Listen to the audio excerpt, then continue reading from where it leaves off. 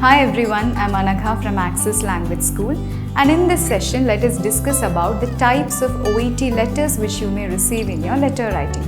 Now you might be already aware about the structure of the letter writing, starting from the initials ending with your sign off and designation. Now the type of letter writing or the manner in which you are required to write letter will vary according to the context which you are provided. So let us look into some general types of letter writing. First one is the referral letter.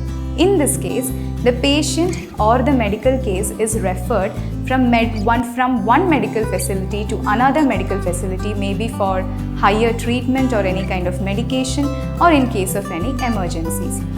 Second one is the transfer letter. In the transfer letter, the patient or the medical case is transferred from one medical facility or faculty to another medical facility or faculty for continuation of the treatment. Third one is home visit. This usually takes place in the case of physiotherapy, because in that case the patient or the medical case will not be able to walk up to the hospital. So the medical faculties would arrive at his home and conduct the necessary medications. Fourth one is the information letter. This is less likely to receive, still you may receive it.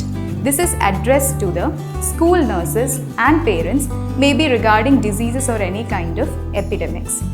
Next one is the discharge back letter. Now in the discharge back letter, for example, a patient or the medical case would be referred from one clinic to another hospital. After a certain level of treatment, he or she will be referred back from the hospital to the clinic. So here the clinic contains all the necessary information about the patient. So when you start your introduction, you will write, "We are referring back to your care." This is the discharge back letter. And last one is the discharge letter.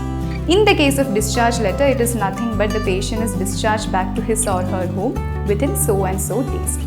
So according to these types of letters you may receive, you should structure the content of your letter writing.